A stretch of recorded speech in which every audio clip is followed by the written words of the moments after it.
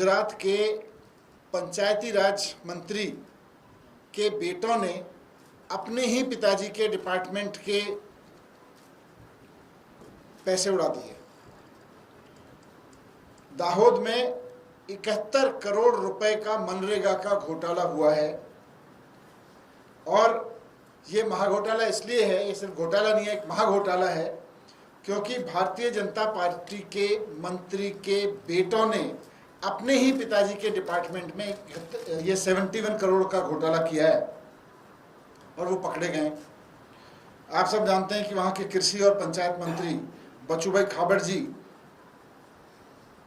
के विभाग में ये घोटाला हुआ है 71 करोड़ का, और उनके बेटे बलदेव और किरण और उनका भतीजा वहाँ पे 71 करोड़ की चोरी करने के आरोप में पकड़े गए हैं। क्या चोरी की है उन्होंने कि मनरेगा के काम, गरीबों के जो काम गांव में होने थे वो हुए नहीं, कोई काम नहीं हुआ।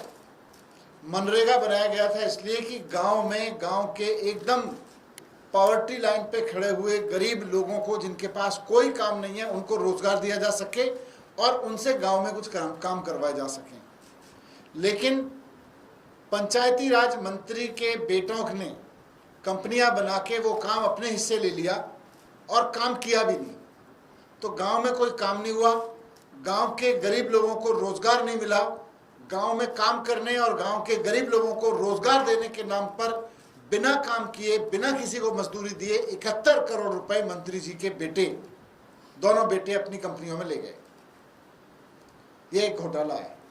लेकिन इसमें महाघोटाला यह है कि भारतीय जनता पार्टी की सरकार इसमें मंत्री जी के खिलाफ कोई एक्शन ही नहीं ले रही है। मंत्री जी के बेटे अपने ही पिताजी के डिपार्टमेंट में 71 करोड़ रुपए का घोटाला कर गए, और ये तो केवल 2 तहसीलों का मसला है।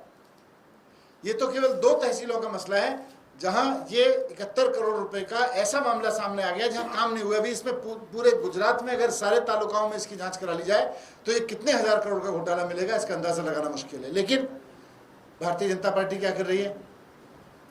भारतीय जनता पार्टी ने कोई सीबीआई को केस नहीं दिया, वहां की सरकार ने कोई ईडी को केस नहीं दिया। मंत्री जी बाकायदा अपनी कुर्सी पे बने हुए हैं क्योंकि बाकी तालुकाओं में जांच ना हो जाए।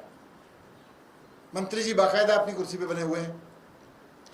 तो ऐसे में जब मंत्री जी खुद कुर्सी पे बने हुए हैं, उनके बेटे उन्हीं के डिपार्टमेंट में भ्रष्टाचार करने के आरोप में गुजरात की पुलिस की गिरफ्त में है, वैसे में मंत्री जी का इस्तीफा क्यों नहीं लिया जा रहा?